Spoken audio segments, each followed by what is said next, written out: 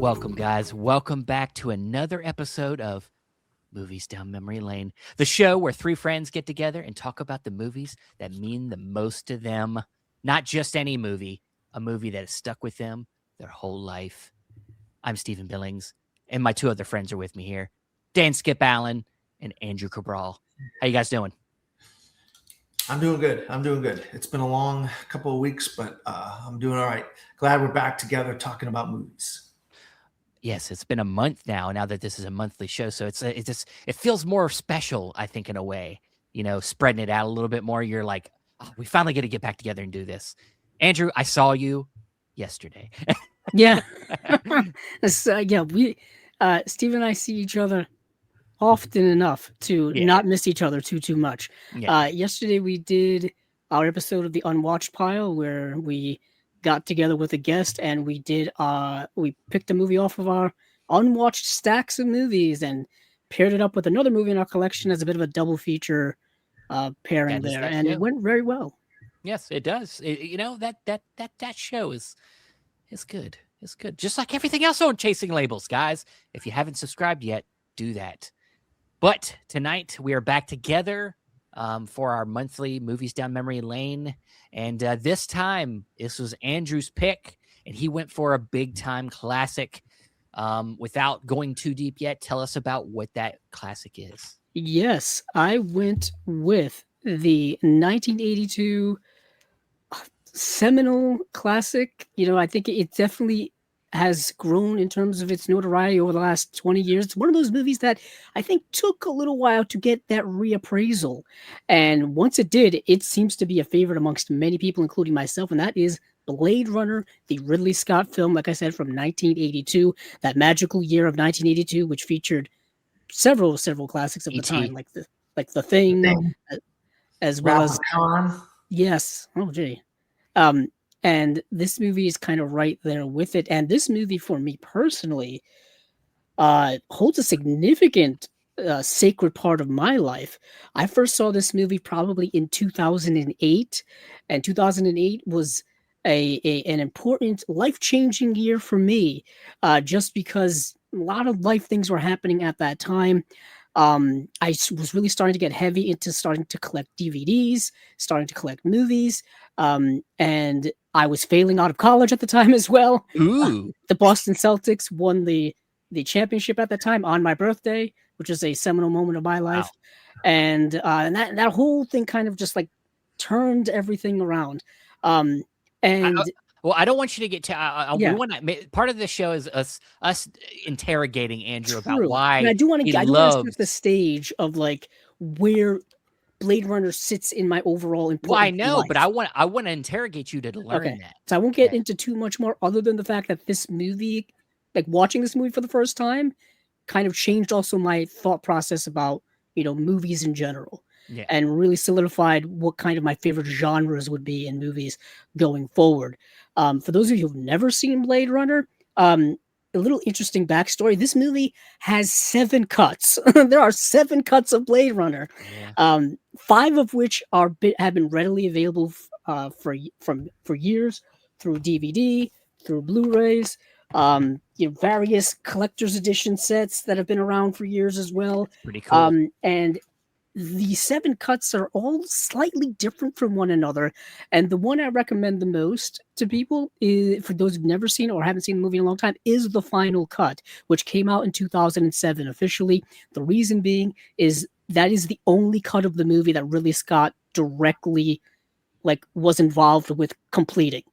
What about the director's cut? The director's cut, someone else put that together.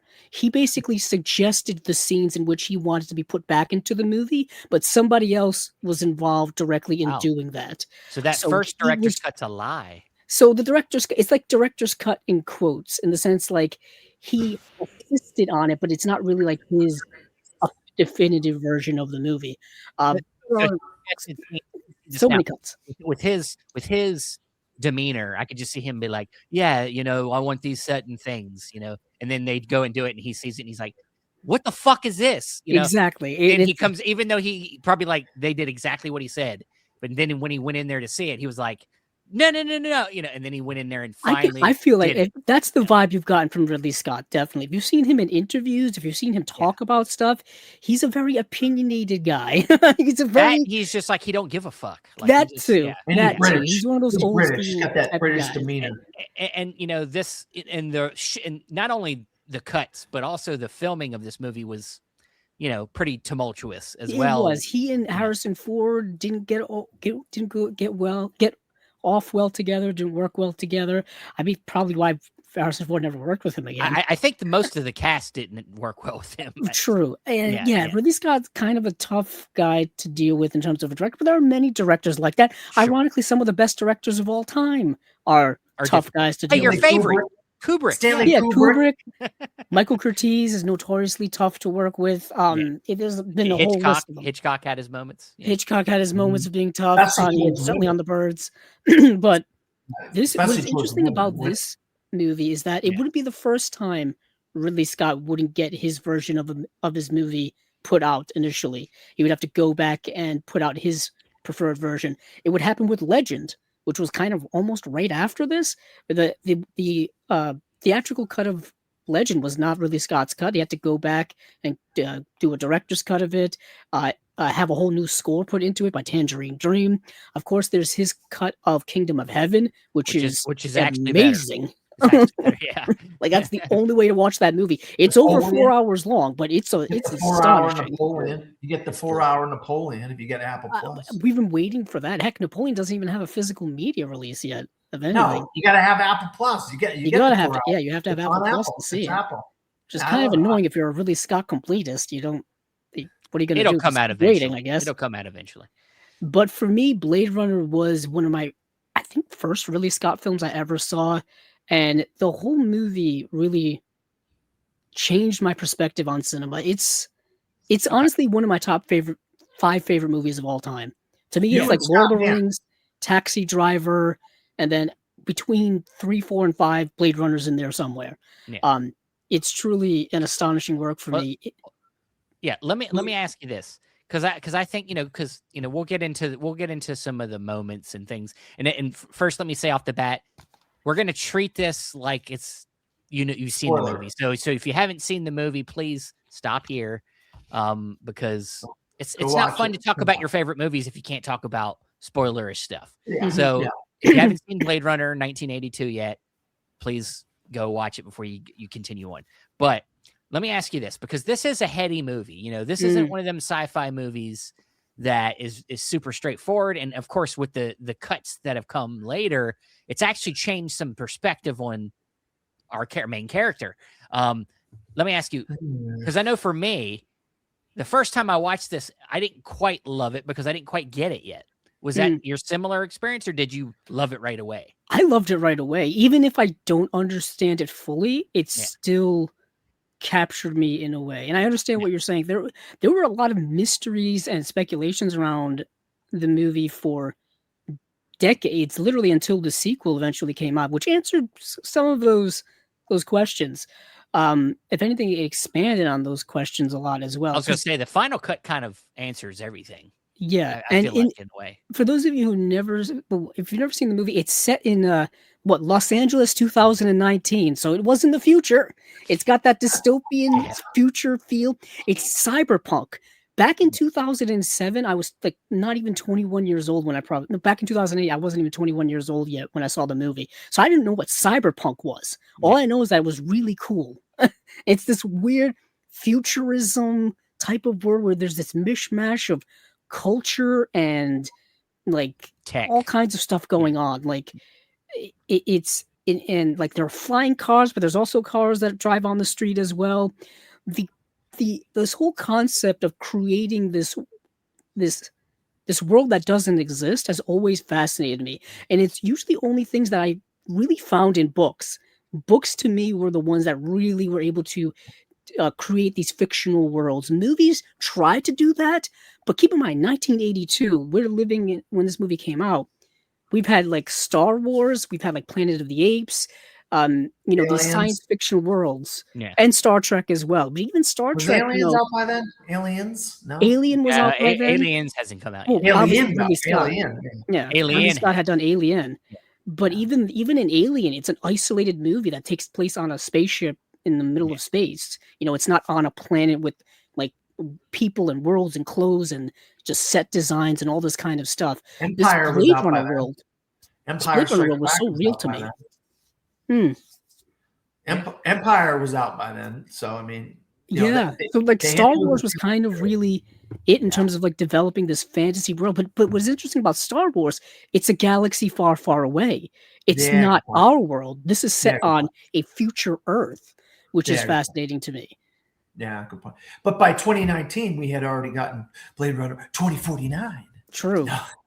Which sent So we get it in like further in the future further where in the things were even future. more We're advanced. getting close to that now. Very true. That's very true. And there's been spin-offs of that too, where they like little like almost No, like there's a show anime. coming to Hulu, I believe. There was there's a comic book Blade too. Runner show coming to Hulu. It should be. I would not be surprised if it's this year, later this year, a Blade Runner show. I think it's either 6 or 7 years after 2049. I believe 56 or some other. I don't know what they're calling it, but there's a show coming, a Blade Runner show. Yeah, set I'm a few hoping. years later. I'm hoping there's enough interest in it for people to really latch onto it, because it's been 2017 was when 2049 came out, so that's what's that, 9 years ago? Well, I think there's say interest there is fast. because look. Okay, we've gotten first of all, we've got an Alien show on Hulu that was a massive hit, Right? Alien Earth, and we've gotten multiple Predator movies over the last couple of years. So I feel like, and we've gotten many Terminator movies and a Terminator television show. So Ghostbuster movies. Mm. So I think there's an interest, especially from the people that grew up in that era, who are making, and they're the producers in Hollywood, that they're directing. There's also like I think rumors that they're going to try to finally connect Blade Runner and Alien in some way, more than just outside of just like talking about the Tyrell Corporation. I would say because they and the Predator and Alien we know is already connected. Yeah, both Alien and Blade Runner deal with like corporations doing scientific stuff, like that may or may not be ethical. That corporation is the same corporation, right? No, because Predator Badlands connects to the Weyland Yutani. So Weyland Yutani is the main people in Alien Earth, so that connects them two right there. Okay. That's what those guys in Blade Runner. It's the Tyrell Corporation. It function the same way. Big corporation doing, like I said, I thought there was some direct connection between Blade Runner and. I don't think there is yet. Maybe there's not. Okay. Maybe either way, it is dealing with the whole science. Science melding with humanity, and what are the positives and negatives. The way it could be that Blade Runner is way in the past of what the Alien show is, because these are replicants that are not as advanced as what would eventually come with the Alien. Because I believe the aliens would be way in the future. Alien is like 100 years after this. So I see Alien. You're right. I think you're right, Steve. I think Alien is way in the future. It's interesting because they're also both dealing with artificial intelligence, which is something that's always fascinated me. I think that's why I latched onto it. And and at the heart of the Blade Runner story has always been, to me, is like, what makes humans humans, and can you manufacture that? It's a philosophical thing of like, what. How do you identify humanity and all this kind of stuff? It's your favorite word, existential. It is very existential. And in Blade Runner, you've got the Tyrell Corporation that is pushing that idea ever forward by making these artificial intelligent beings called replicants, which is such a cool name to me. And what is interesting is that the replicants have advanced to the point now where they've become sentient. They're doing things on their own. Rutger Hauer in the movie, I think, is astonishing, who is Roy Batty, which is such a cool movie name, Roy Batty. sounds like he should be part of the Warriors or something. It does sound like that. Daryl Hannah is in the film as Pris. That's such a robot type name. And Roy Batty is, come to find out, like, he's led like a military uprising on a like a colony, like a slave colony planet out in space. Like right away, this is like crazy stuff, right?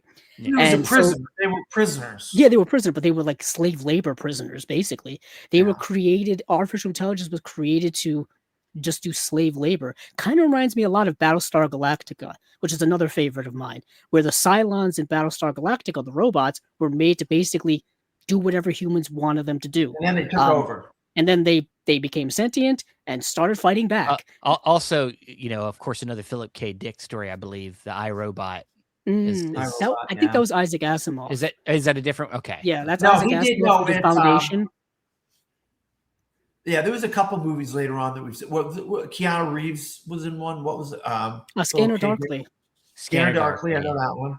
I know. Yeah, Total Recall is a Philip K. Dick. Yeah. Total Recall. Man in the High Castle, which is that Amazon series, that was Philip K. Dick. The alternate, like what would happen if the Nazis won World War II. It's essentially what that's all about. And yeah, Do Androids Dream of Electric Sheep is the book that Blade Runner is based on, which is a fascinating title. It's a short book too. It's not long. Well, let me tell you something, Andrew. Let me tell you something. Look, I saw this at a young age. I didn't really understand it. And one of the things for the longest time that really bothered me about this movie was its cinematography. It was just dark cinematography, and it was hard to watch this movie. And then the final cut comes out, and it's just like, oh my, it just opens the whole movie up, and you're like, wow, this movie is gorgeous. All the shots from various windows and the buildings, the shots where they're scanning around buildings, flying cars are driving around. I mean, it looked amazing once you finally see it. And it opens up the whole movie for you as a viewer. And that's what made me love it more than I did like it before, because I love a futuristic noir. And that's basically what this is. Yeah. This is a film noir set in a far, far future, you know? But once they open up the cinematography and clean all that up, it's just like a whole different movie. And that's why the final cut, you know, when we say, oh, we're going to do Blade Runner, we're going to do the final cut, because this is the definitive version of Blade Runner. For me, rewatching, I was like, damn, man, this is a good looking movie. But you watch that original. Well, I think some of that's nothing to do with the cut. It's more of just needing to clean up the restoration. But yeah, I would say, because there is an intro on the 4K, like 30 seconds of just Ridley Scott going, hey, we remastered this in 4K. It looks great now. Watch it. That's basically what it's like. It's great.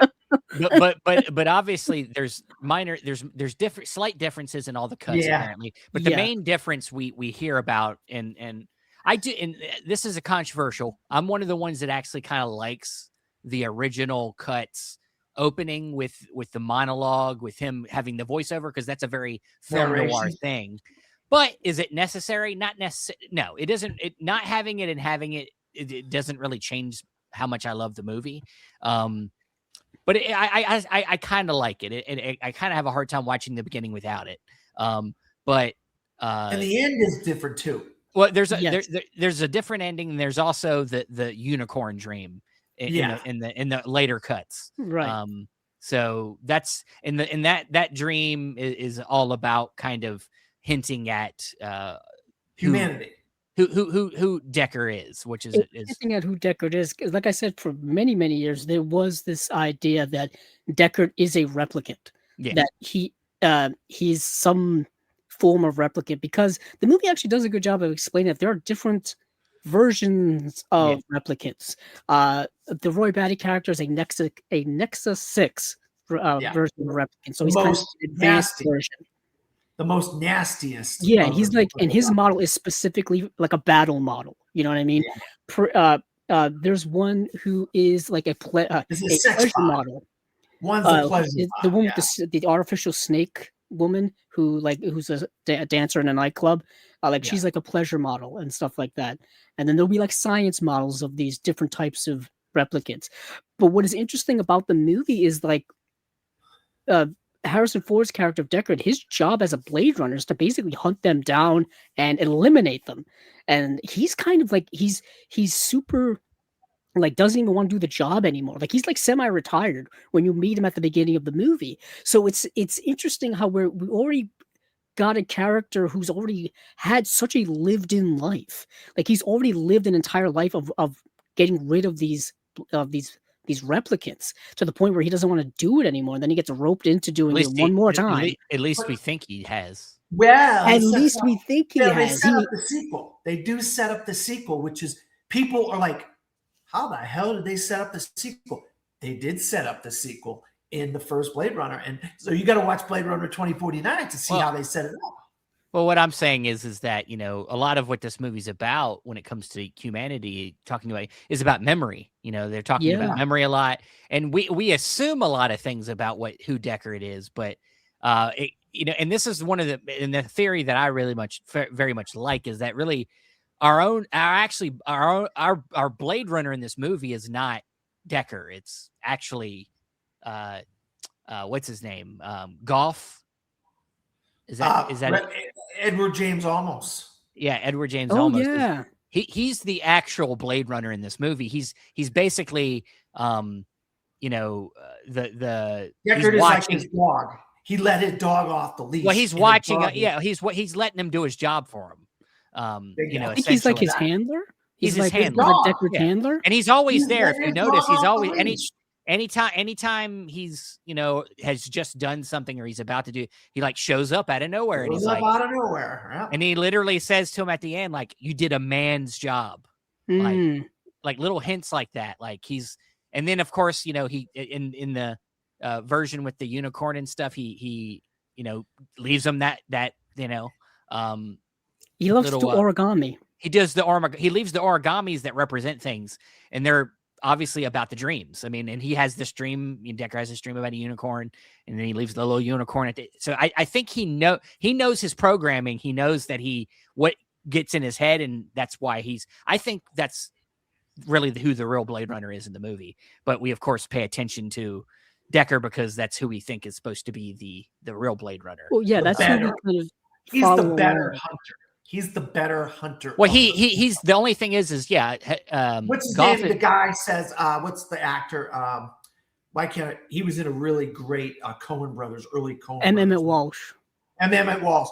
He says, look, we could go do this, but you're the best at it, and we need you, and there's no other choice. You can't leave this room until you agree.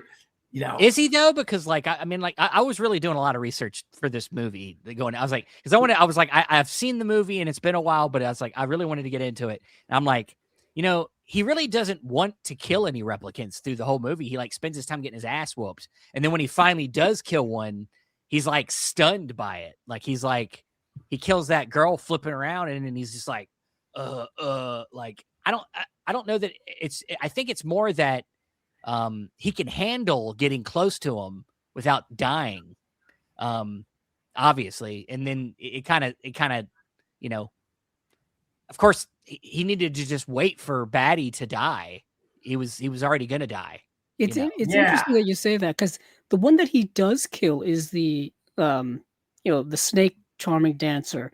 And she's running through the streets, and even after he kills her, he's kind of rattled about it. Yeah. You would think that somebody who's like a hardened Blade Runner, this would be like nothing to him. Yeah. She's like crashing through windows and things. That was pretty crazy. And the fact that he actually like we haven't even really talked about her yet, but was it her name's Rachel? Yes. Sean Young. Yeah. He decides to like get intimate with a replicant when he's supposed to be human. When he's supposed to be human. Well, I mean, it happens in this movie, Dan. It happens in this movie.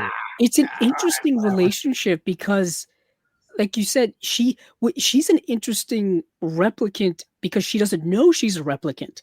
Yeah. So Tyrell decided to basically make a replicant, imprint the memories of his niece into the replicant, and then not tell her that she is a replicant to kind of see like how she would live her life and how human she would become just on her own, because there's a test in here to test whether someone's a replicant or not. It's the Voight-Kampff test, where basically it tests your emotional responses to certain questions, and if you don't respond in a certain emotional way, that's how they know that you're a replicant.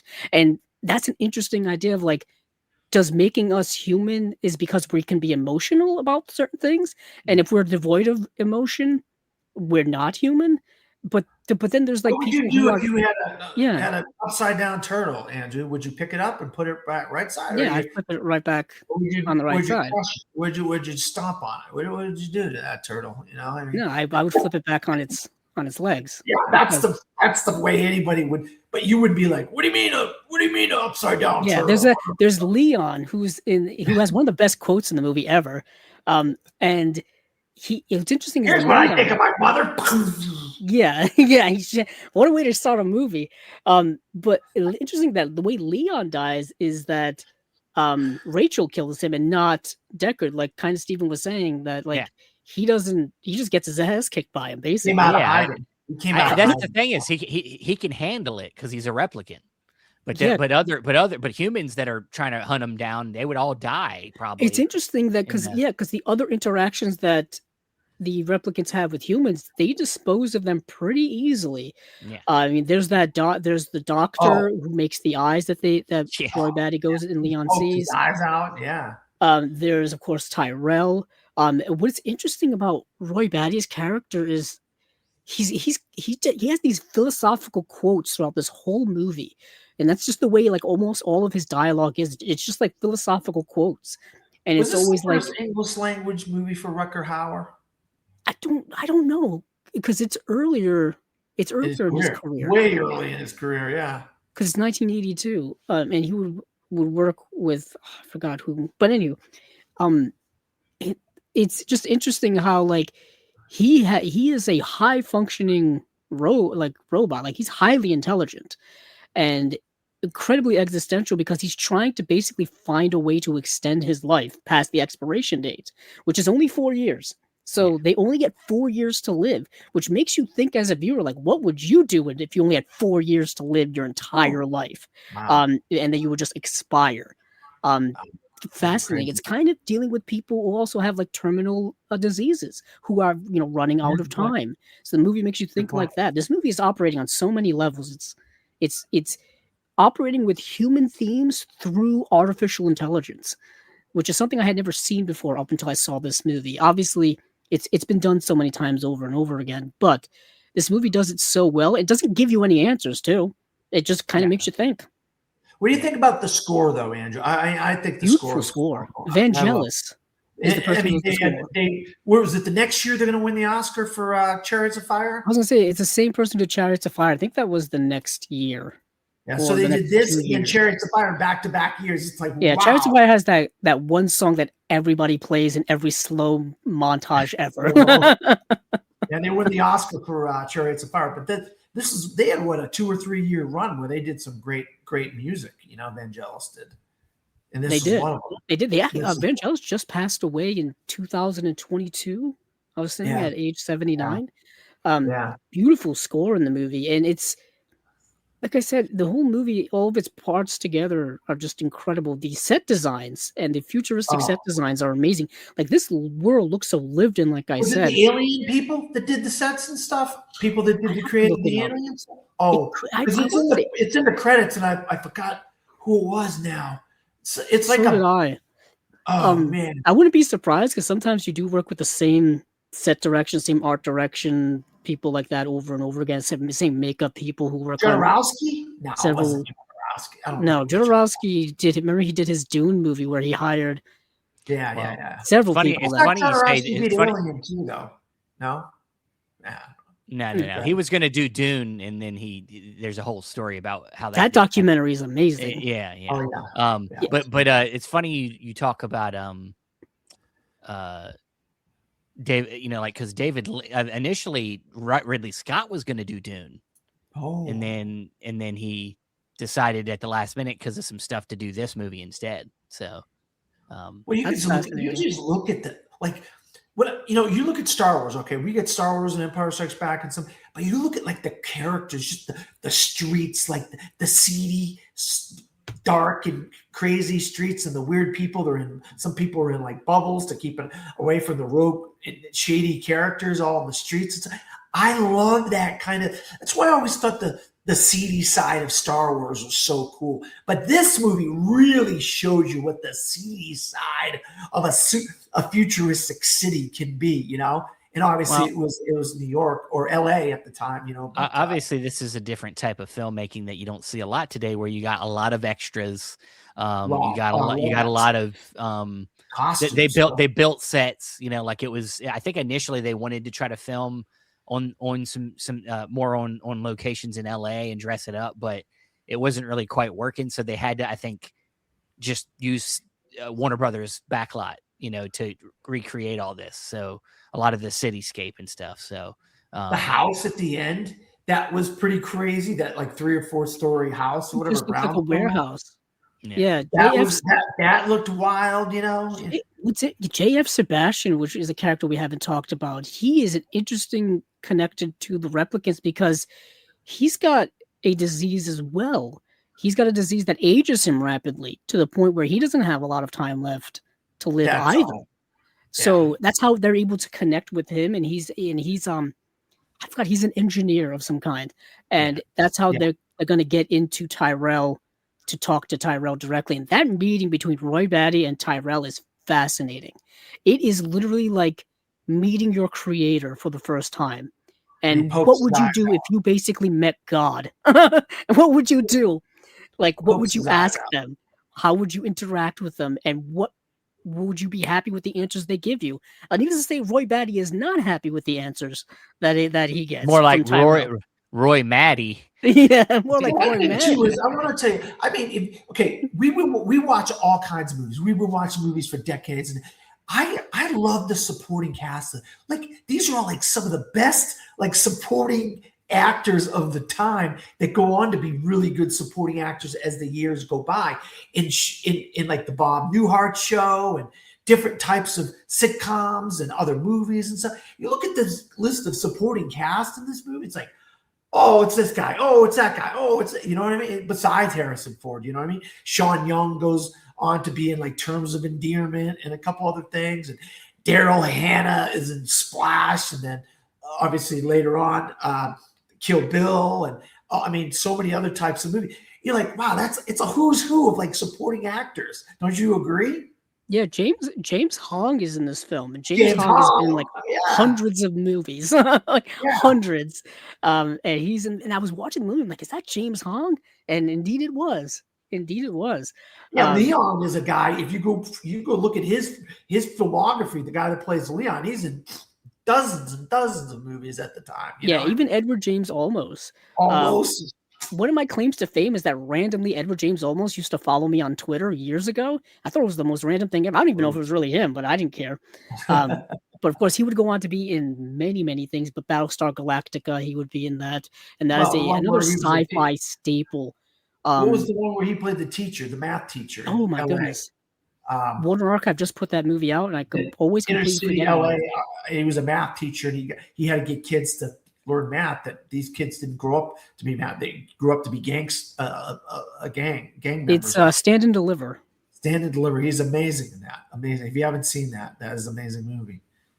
But yeah, I love the supporting cast. It's like a who's who of supporting actors. You're like, oh, I know that guy. Oh, I know that guy. And then you go look up. They've been in all kinds of stuff.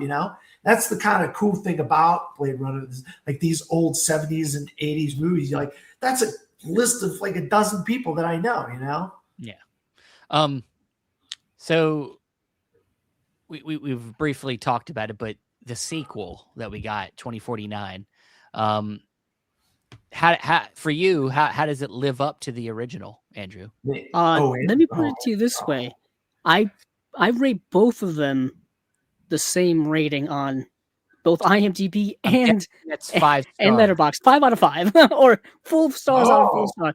But they're completely different movies, different styles, obviously different directors, different tones, different eras of filmmaking. But 2049 blew me away in the theater. I mean, you want to talk about 2049 it takes visually. everything I love about the Yes. first movie, and I think brings it up to a whole level. Well, I was going to say, I think the one thing Villeneuve was able to accomplish more with his was the sense of scale. I think the sense of scale is like way bigger. Yeah, like they in it. leave Los Yeah. Angeles, and you kind of see a little bit of the rest of the world, and it's like, holy shit, this world. There's a lot more going on here than we thought. Well, they do And- Las Vegas, they do San Diego, they do LA, and they all look completely different. All Yes. three of them cities look completely different. When you put Roger Deakins involved in a movie, it's gonna look phenomenal. I was gonna And say after the 17 Deakins tries, he finally cinematography. wins the Oscar for Blade Runner 2049. Yeah, and you have the Hans Zimmer score, and you all know how much I love Hans Zimmer. It was my favorite movie of 2017, so that gives you a sense of how much I love that movie. Number 4. It's or number 3. And it also deals with kind of the same existential crises that the first movie is kind of dealing with. But I would say even more so focused on that with the Ryan Gosling character in him searching for identity answers in the movie. And yet again, it may be answers that you don't want to get. Like, it's not the one you want, but it's the one you get, and you kind of have to deal with it. But it also expands all of the ideas that were in the first movie. I mean, you've still got the Tyrell Corporation, which I think is run by Jared Leto, who is as eccentric as one could imagine. and funny enough, he's blind. Yeah, very fascinating. Like I said, there's a lot going on in that movie. Harrison Ford does come back for the sequel, which is kind of amazing because Harrison Ford and sequels, not a big fan. He's not a big fan of doing that. And you do get some answers that were from the first movie that are brought back up in the sequel, and if anything, it's even more fascinating of what those answers are. But we talked about earlier how there was a different ending to the theatrical cut than the final cut, and the ending of the theatrical cut is actually just leftover footage from Stanley Kubrick's The Shining that they decided to insert at the end of the movie because that's what the studio wanted to do. They wanted to give it a happy ending, I guess. This idea that Rachel and Deckard would drive off into the countryside, and so you get just a random helicopter shot of the forest that is like at the beginning of The Shining, when they're driving up through, when Jack is driving up through the mountains, basically. So needless to say that Ridley Scott was not a fan of that. What is interesting is that his movie just ends. Like, the door closes and the movie ends. And it's a bold ending for a movie. And I kind of love those bold endings where it doesn't give you that nice wrapped up bow of an ending. It just slams in your face. Isn't me though, Andrew? Does he handle Roy Batty the same exact? And look, I could have swore I thought he handles Roy Batty differently in the other versions than he does the final cut version. Unless I'm mistaken, I thought he had clothes on in the other cuts. And this he was always shirtless. Was he? Okay. Yeah, he was always shirtless. I don't know why I thought he had clothes on more in the other versions. In this version, he had clothes on. All right. And what is interesting to me, though, the final confrontation between Roy Batty and Deckard, I viewed it almost differently now. Not differently, but I guess now that I'm more mature over the last 20 years or so, it's interesting that Roy Batty's last act of his life is to save someone versus what he's been doing throughout the whole movie and killing everyone. Yeah, good point. Everybody he's come across, he's pretty much done away with. Gets rid of that doctor who made the eyes earlier, gets rid of Tyrell, gets rid of J.F. Sebastian. I mean, he's a battle replicant. He's fought in uprisings and stuff on other planets. He's killed other people that we've heard about. But his last act is one of the most human things you can do, is saving another being. Well, maybe he thinks he knows that Deckard is not human. Well, I was gonna say, it's interesting. I wonder if he knows. But even that act of saving, whether it's a replicant saving another replicant or not, is still, I think, a very human act. Sure, yeah. You know what I mean? I think it's a very humanistic thing, a selfless thing to do. And the fact that he made that cognizant idea at the end, because he was holding him and he was deciding, am I going to let him drop? Am I going to let him drop? Am I going to let him fall? And he grabs him and he throws him aside, and then he has that monologue of all monologues, that Rutger Hauer wrote. Which he basically improv wrote, because there was something completely different, and you can actually go and read in the script what the alternative monologue was supposed to be, and Rutger Hauer just kind of ripped that up and did his own thing, and it's it's the Tears and Rain, which is fascinating to me One of the great because quotes of all time, really one of it's the so great. universal. Tears Because and- all we have after we're gone is all we have in life are really memories, and what happens when our mind and our bodies are gone and the memories go with us. Are we still were we still here? You know what I mean? If there's nobody left here to remember us and we're not here to remember them, were they still here? Are we still here? Big philosophical questions here. The Matrix would go on this kind of thing as well when it comes to like what identifies human beings with, are we just information in a brain that's in a body that's walking around, or are we something more than that? I feel like the Wachowskis were big fans of Blade Runner. I got that feeling. Yeah. Well, another buddy of mine, he is a big 82 guy, and he loves that run of Blade Runner, The Thing, and Wrath of Khan and E.T. that summer, early summer blockbuster before blockbusters were really a thing. And it was like June. It was like May, June, and then boom, boom, boom, boom, boom. Like they all came out like within like 2 or 3 weeks of each other. And unfortunately, E.T. rolled all over all of them movies. Yeah. Yeah. At the box office. Yeah, Spielberg's kind of a king of the time. But and we talk about this a lot. Movie people, movie aficionados, film critics, you guys who do physical media people. Movies that are great stand the test of time. There is a reason why these 4 movies from 1982, rather than Gandhi or whatever you want to call it, stand the test of time because they're great. For The Thing, Wrath of Khan, E.T., and Blade Runner all came over like 3 or 4 weeks of each other, and they all have stood the test of time. These movies are 43 or 44-year-old movies, basically. And they keep getting talked about on podcasts and reboots and whatever you want to call it, sequels and prequels and all kinds of different.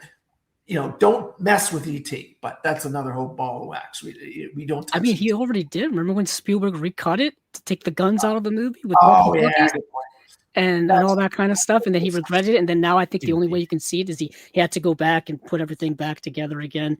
Yeah, that's an interesting thing. You don't see that. Spielberg can touch his own movie. Nobody else. No sequels, prequels, whatever, reboots, rehashes of E.T. No, we don't want that. But Spielberg, it's his movie. He can do whatever he wants. What I do like when it comes to Ridley Scott's films is that when he does do his own cut of the movie, he doesn't like destroy the other cuts in terms of like you can never see them again, or you can only watch them on bootlegs or whatever. Right? You're alluding to Star Wars, right? Well, not even that. Just like because you see that happen. You see that happen often, where directors will go back and retinker with their movies, and you can't see the originals. I guess Star Wars is the most obvious answer to that. Although we're supposed to be getting the original cuts back next year for the big old 50th anniversary of Star Wars. That's next year, right? Yeah, Yep. that's what I heard. They're going to put them out in the theaters, I think. Wow. Oh, well, that's not the same. I want to own them. Yeah, so do I too. You didn't really tell us a whole lot of your feelings about this movie. You got Andrew. Really, we got in depth on what Andrew. It's his pick, and I really love. Yeah, that's why I don't. I mean, I told you I really love the movie. I mean, I like I said, when I first saw the movie, I didn't really understand it, and so I think I didn't love it at first. I was just like, this is kind of boring. Especially the cinematography wasn't good either.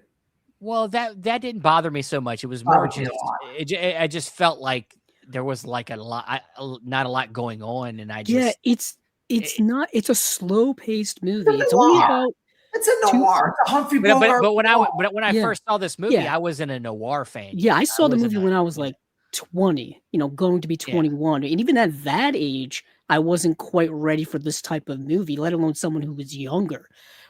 Especially if you hear the movie is science fiction. Once you think science fiction, you think action, you think adventure. You think Star Wars, you think Star Trek, maybe you think of more things happening. This movie is a slow detective story. It's just a lot of shots of no dialogue of Harrison Ford looking at evidence. You know, when he's in Humphrey front of his Bogart computer noir. screen and he's zooming in, and he's like trying to put pieces together. Not a lot of things are explained to you as a viewer. You kind of have to pay attention fully, or else you're going to miss some things.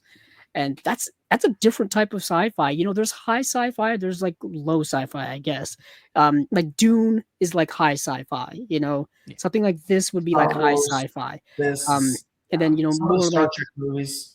yeah, Yeah. Star Trek it would be up there as well. There's different levels to all of these things. So that's what's so brilliant about movies. There's different movies for different people, I guess you could say. But you have to go in knowing those types of expectations, or else you may be very disappointed in what you're seeing. You Well, I gotta think switch too, your you got to mind. say Ridley Scott. He must be a massive fan of noir because this is like his version of a noir, a film noir. It really is. It just so happens it's set in 2019 of the time. We passed 2019 by now, but it's basically a film noir. It's a 1920s, 30s, 40s black and white film noir set in the far future. We know that for sure an influence on this movie was Metropolis. I mean, Metropolis is all over the movie when it comes to the set design. And, yeah. Good point. So yeah, it comes from Fritz Lang, you know, German expressionism. So it's kind of baked in there. But you know, when that movie came out, Metropolis came out, it wasn't thought of as noir. It's not. I think noir it just didn't exist. But yeah, it didn't exist yet. It wasn't claimed. The name wasn't claimed yet, so it wasn't really a thing. But I think being that it was a detective story, it played well to have that kind of atmosphere for this, to mostly be at nighttime, mostly be raining all the time. You know, love the rain. It's always it was raining and it was always at night. I don't think there's one day shot in this movie. Everything takes place at night. Seven. This reminds me so much of Seven would take influence for sure. Right? Yeah. But yeah, when I first saw this movie, I didn't love it. I was like fascinated kind of by it, but I was like more confused than anything. And then as I think even, you know, like meeting my friend Julian, who's a big fan of the movie, he probably got me to revisit it later with one of the more later cuts, and kind of brought me back to it. Now over the years, I've seen it multiple more times, and yeah, I mean, just watching it with this 4K, it looks amazing. Like it's you're like, God damn it. Like, I mean, like the tangibleness of it is what I think is what makes it so great. Like shooting on film and shooting tangible things. It hits differently than a lot of what they do today. Yeah, I was just gonna say that without kind of crapping on modern filming or anything like that. Well, it's not all bad, but but you can tell the stark difference in quality and attention to detail. I mean, it just the smoke and the cigarettes and the steam. Dude, that was going off. The smoke, like, okay, I know you're not a 3D guy, right, Steven, or you are? No, I don't like 3D. Okay, I have a buddy of mine named Nick, and Nick is a big 3D guy. Wow, this movie would be amazing because that smoke when Rachel's smoking and then they see the steam coming, that smoke would be accentuated in 3D. It's interesting how amazing in 3D. Talk about how much of a femme fatale Rachel actually is.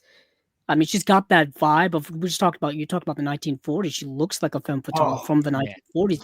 The way in which she's dressed and the way in which everyone's dressed in the movie. Like, it's in the future, but it looks like everybody's dressed like some people are dressed like they're from the past. Like Deckard is dressed like you just said, Humphrey Bogart from the 40s. That's what he's dressed as.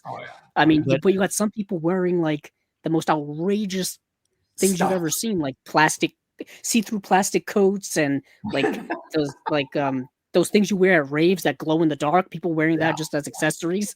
I mean, it's crazy. Just the mishmash of culture in this future world where it's both the past, the present of 1982, and this possible future all meshed into one.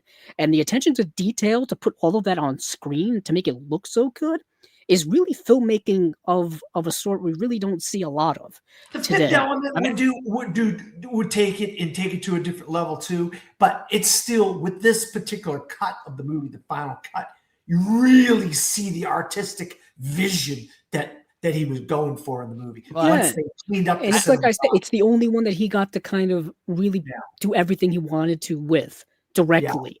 Yeah. And I think there's something about like I said, tangibility of everything.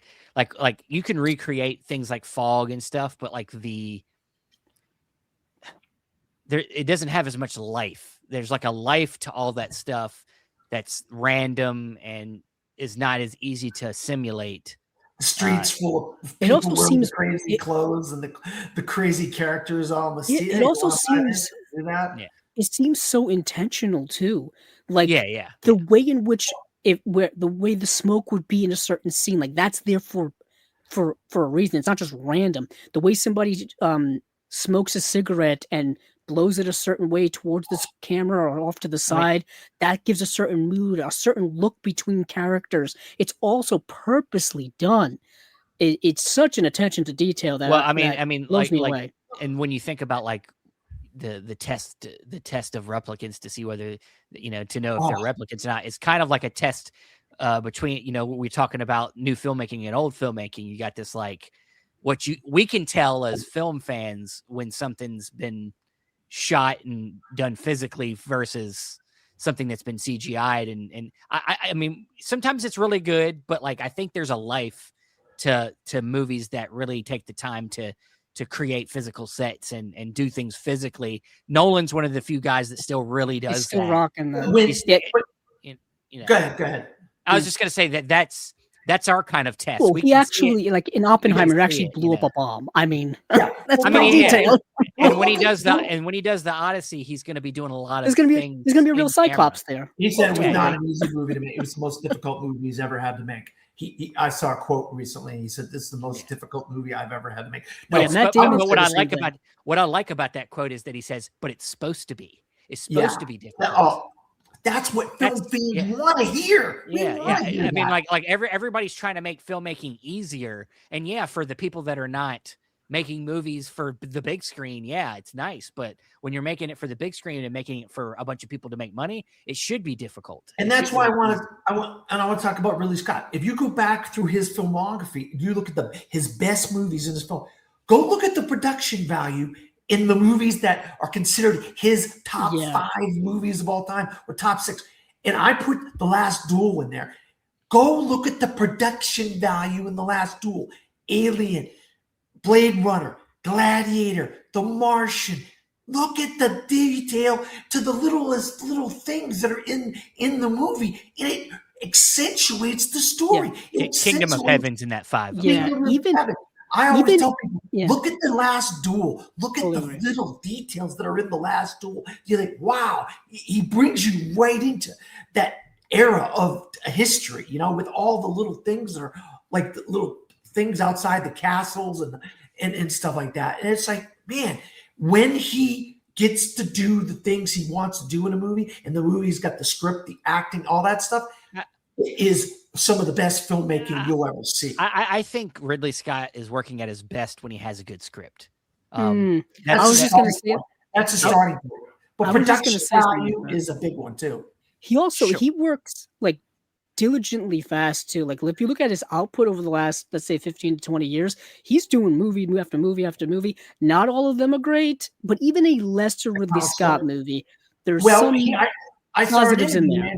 I saw an interview with him maybe 5 or so years ago. He says, "I'm working on 65 projects at the same time." Yeah, so he put his name on stuff. New things because he's working on new things all the time. He's always got things in the pipeline. You know what I mean? So it's sometimes they don't all translate to the big screen properly. I mean, you do get but like when he does do it right. House of Gucci, not exactly great big hits. No. But even then, his filmmaking is really good. You know what I mean? Like this technical filmmaking is still really, really good. Except for his not quite there. Except for his need to replace Kevin Spacey in that one. What's that? What's his name was nominated for Christopher Plummer was nominated for an Oscar. All the Money in the World. I don't know. That movie didn't work for me. Yeah, Christopher Plummer was nominated for an Oscar for that. I think they wanted to cover up the fact that they were like, oh, you know what? Let's just add some gravy on top of this mashed potatoes. That he pulled this off somehow. He pulled it off in like 2 weeks. It was only like a 2-week. He pulled it off. We got to give him but there was some nomination issues with that because you could tell what was a reshoot and a reinsertion because Mark Wahlberg's body size kept changing because he was working on other movies where he had to be super buff, and then in this movie not so buff, and then all this kind of stuff. And it's just not that good of a movie either way. It's also kind of one of his lesser works, but still okay.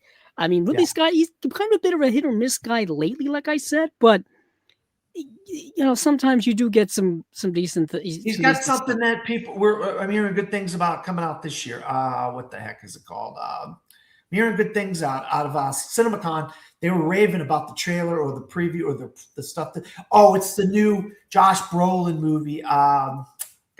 Is it called The Dog Stars? Dog Stars. I'm hearing good things about that. I saw the trailer for that. That's 20th Century Fox and Disney, I believe, is doing it. Yeah, Jacob Elordi, who's now one of the new It guys. I'm hearing good things about it out of CinemaCon, so we'll see. You never know. But Ridley Scott's got a varied career, but he has made some all-time great movies, and 1982's Blade Runner is definitely one of them. I think we're all in similar boats here. I think Andrew obviously was obsessed with this movie. Yeah. I'm probably like pretty close to obsessed. But maybe just a below that. And Dan seems to be pretty obsessed with the movie, or Ridley Scott in general. I think he kind of likes him a lot.